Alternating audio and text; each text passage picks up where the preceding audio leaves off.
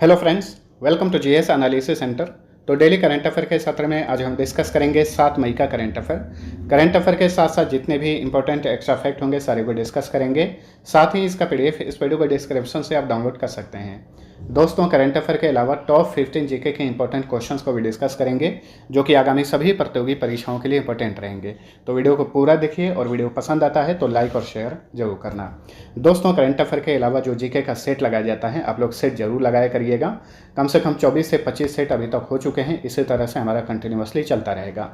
अगर 6 महीने तक इस तरह से करंट अफेयर के साथ साथ जीके का सेट लगा लेते हैं तो आपके हजारों जीके के इंपॉर्टेंट क्वेश्चंस जो हैं आसानी से कवर हो जाएंगे। तो करंट अफेयर तो देखिए ही, साथ साथ में वीडियो के अंत में जीके का सेट लगाया जाता है तो सेट को भी जरूर लगाइए। अब चलिए स्टार्ट करते हैं। पहला क्वेश्चन है, दुनिया की तीसरी सबसे ऊंची चोटी कंचनजंगा पर्वत को हाल ही में किस भारतीय महिला ने सफलतापूर्वक चढ़ाई की है? देखिए, कंचनजंगा पर्वत ये भारत के सिक्किम राज्य में स्थित है।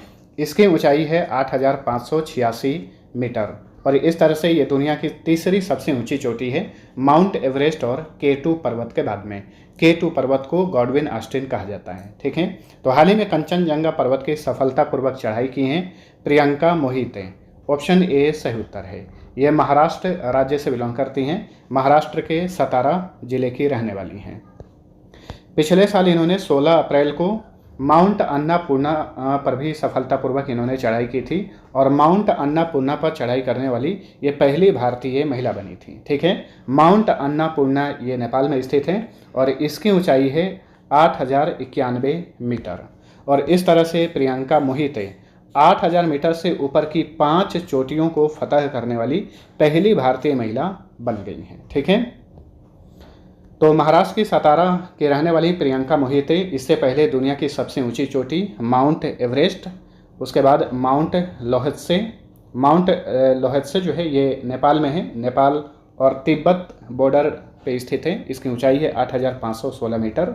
माउंट मकालू ये भी नेपाल तिब्बत बॉर्डर पर है। इसकी ऊंचाई है 8,485 मीटर। माउंट किलिमंजारो ये अफ्रीका की सबसे ऊंची पर्वत चोटी है, अफ्रीका के तंजानिया में स्थित है माउंट किलिमंजारो। इसकी ऊंचाई है 5,895 metre.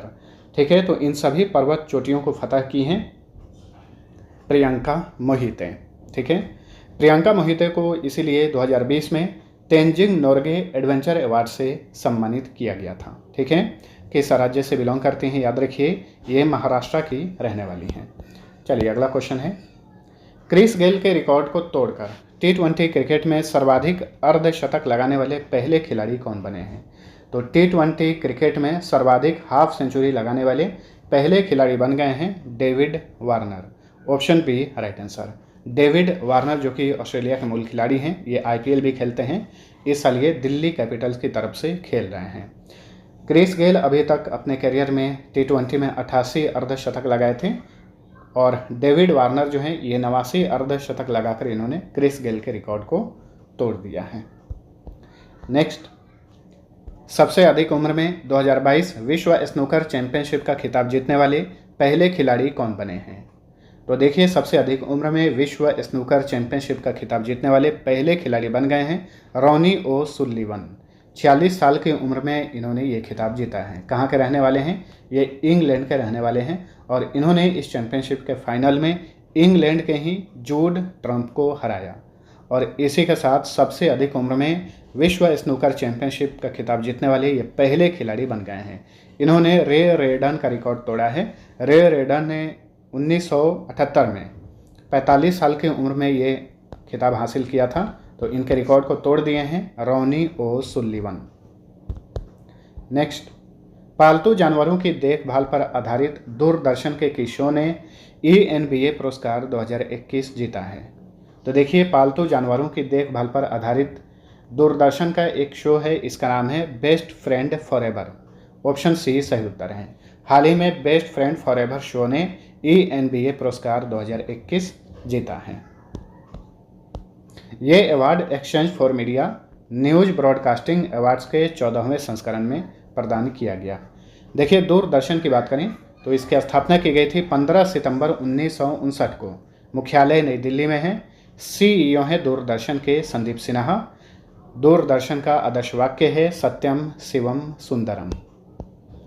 Next, the state of the world's forest 2020 forestry biodiversity and people नामक पुस्तक किसने प्रकाशित की है? तो देखिए, वनों और जंगलों के ऊपर आधारित ये पुस्तक है the state of the world's forest 2020। इस पुस्तक को प्रकाशित किया है फूड एंड एग्रीकल्चर ऑर्गेनाइजेशन ने, यानी खाद्य और कृषि संगठन ने।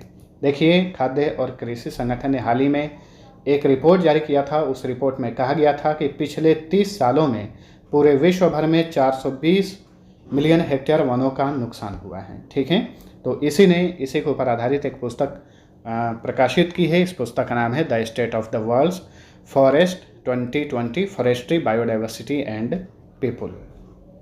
खाद्य और कृषि संगठन ये यूनाइटेड नेशन का ही एक निकाय है।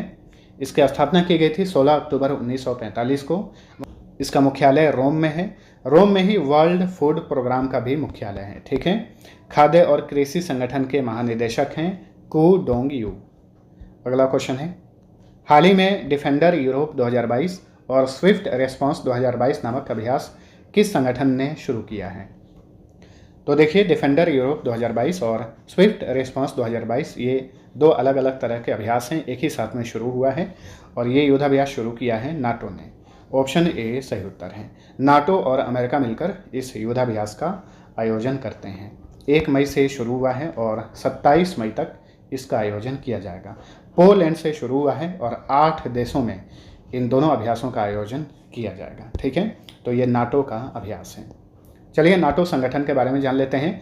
देखिए, रूस यूक्रेन युद्ध के दौरान जो है नाटो संगठन काफ़ी चर्चा में रहा है, इसलिए नाटो से रिलेटेड जितने भी इंपॉर्टेंट फैक्ट्स हैं सबको ध्यान रखिएगा, आगामी परीक्षाओं में पूछे जा सकते हैं। नाटो का फुल फॉर्म होता है North Atlantic Treaty Organization. Hindi में इसे कहा जाता है उत्तरी अटलांटिक संधि संगठन। इसकी स्थापना की गई थी 4 अप्रैल 1949 को। मुख्यालय बेल्जियम की कैपिटल ब्रुसेल्स में है। नाटो में वर्तमान में सदस्य देशों की संख्या 30 है। नाटो मिलिट्री कमेटी के चेयरमैन हैं रोब बाउर। नाटो के सेक्रेटरी जनरल हैं जेंस स्टोल्टेनबर्ग। नाटो की आधिकारिक भाषा 2 है, इंग्लिश और फ्रेंच। नेक्स्ट, केंद्रीय प्रत्यक्ष कर बोर्ड यानी सीबीडीटी के नए चेयरमैन कौन बने हैं? तो सीबीडीटी की नई चेयरमैन बनी है संगीता सिंह। तो ऑप्शन बी राइट आंसर है। इन्हें जेबी महापात्र के स्थान पर नियुक्त किया गया है। ठीक है, तो सीबीडीटी की नई चेयरपर्सन बनी है संगीता सिंह। सीबीडीटी का इंग्लिश में फुल फॉर्म होता है central board of direct taxes. इसका गठन किया गया था 1964 में। मुख्यालय नई दिल्ली में है। अब देखिए, अपॉइंटमेंट से रिलेटेड कुछ इंपॉर्टेंट फैक्ट्स जान लेते हैं। हाल ही में इंडिगो के नए चेयरमैन बने हैं वेंकटरमणी सुमंत्रन।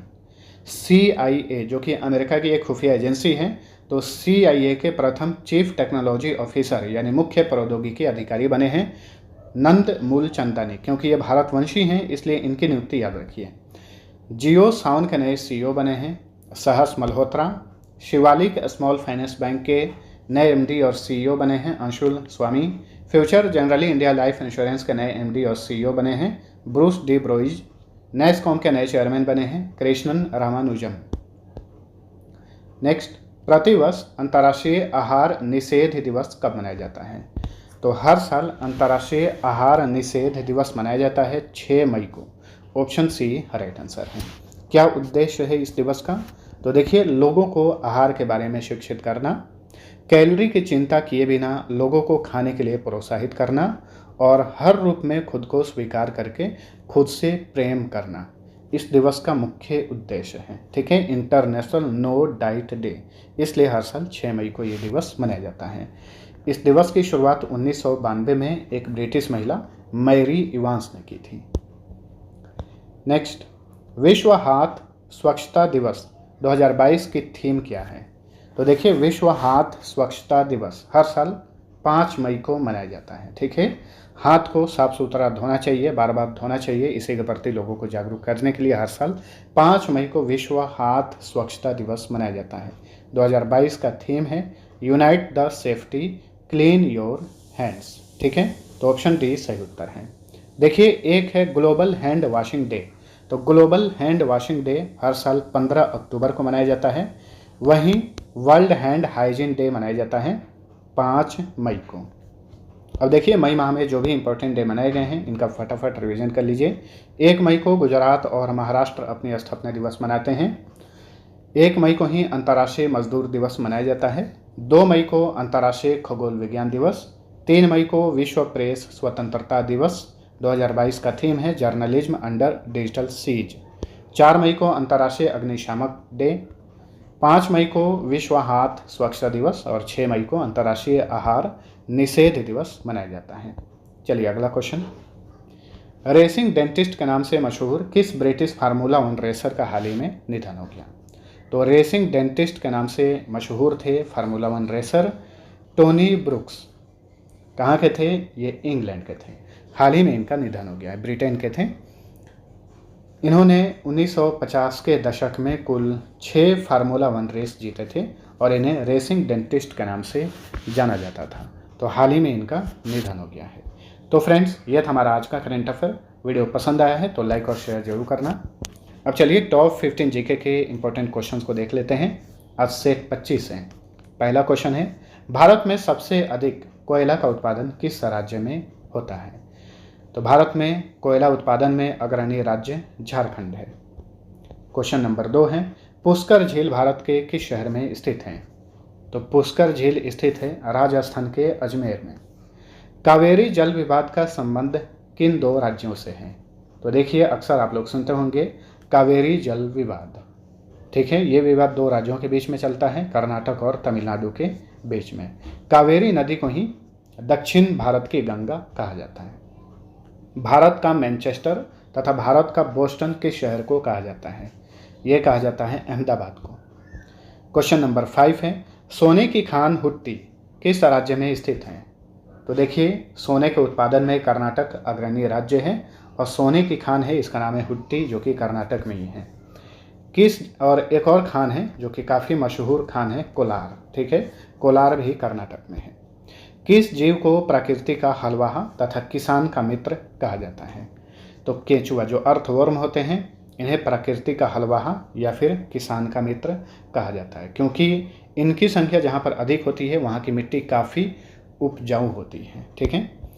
वनों के संरक्षण एवं संवर्धन से संबंधित क्रिया को क्या कहा जाता है? सिल्वी कल्चर कहा जाता है। क्वेश्चन नंबर 8 है, बकरी की किस नस्ल से पश्मीना ऊन प्राप्त होता है? पश्मीना चादर या पश्मीना शॉल जो है काफ़ी महंगा होता है। तो बताइए पश्मीना ऊन किस नस्ल की बकरी से प्राप्त होता है? चेंगू तथा चेगथांगी नामक नस्ल जो होती है, बकरी की नस्ल होती है, इन्हीं से पश्मीना ऊन प्राप्त होता है। क्वेश्चन नंबर 9 है, 19वीं सदी के अंत में और 20वीं सदी की शुरुआत में किस देश को पीत आतंक कहा जाता था? तो पीत आतंक कहा जाता था जापान को। इसके डेवलपमेंट के कारण बहुत तेज़ी से विकास कर रहा था, इसलिए इसे पीत आतंक कहा जाता था। अलाई दरवाज़ा का निर्माण किसने करवाया था? तो अलाई दरवाज़ा का निर्माण अलाउद्दीन खिलजी ने करवाया था।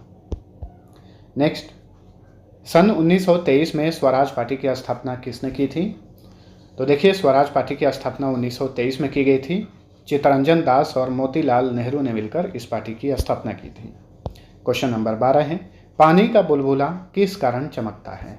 तो प्रकाश के पूर्ण आंतरिक परावर्तन के कारण जो है पानी का बुलबुला चमकता है, ठीक है। 2 न्यूरॉन के बीच की जगह क्या कहलाती है? 2 न्यूरॉन के बीच में जो जगह होती है उसे साइनेप्स कहा जाता है। क्वेश्चन नंबर 14, ल्यूमेन डैश का इकाई है? तो ये ज्योति फ्लक्स का इकाई है ल्यूमेन, ठीक है। और इसी तरह से मिलता जुलता क्वेश्चन है कि कैंडिला डैश का इकाई है, डैश का मात्रक है। तो ये ज्योति तीव्रता का मात्रक है, ठीक है। तो ज्योति तीव्रता का मात्रक कैंडिला है और ज्योति फ्लक्स का मात्रक ल्यूमेन है, ठीक है। अब चलिए डेली की तरफ पिछले क्लास का क्विक रिवीजन कर लेते हैं। पहला क्वेश्चन है, प्रत्येक वर्ष अंतर्राष्ट्रीय अग्निशामक डे कब मनाया जाता है? 4 मई को। किस राज्य के मियाँ कबाड़ा रेलवे स्टेशन का नाम बदलकर महेश नगर हॉल्ट कर दिया गया है? ये राजस्थान में स्थित है। वेस्ट इंडीज पुरुष वनडे और T20 के नए कप्तान कौन बने हैं? Nicholas Pooran. आईसीसी के नवीनतम पुरुष T20 इंटरनेशनल टीम रैंकिंग में कौन पहले स्थान पर है? भारत। सुप्रीम कोर्ट ने कर्ज डिफॉल्टरों से पैसों की वसूली के लिए किसकी अध्यक्षता में एक सुप्रीम कोर्ट कमेटी का गठन किया है? प्रदीप नंद्राजोग की अध्यक्षता में। 4 मई 2022 को आयोजित दूसरे भारत नॉर्डिक शिखर सम्मेलन का आयोजन कहाँ पर किया गया?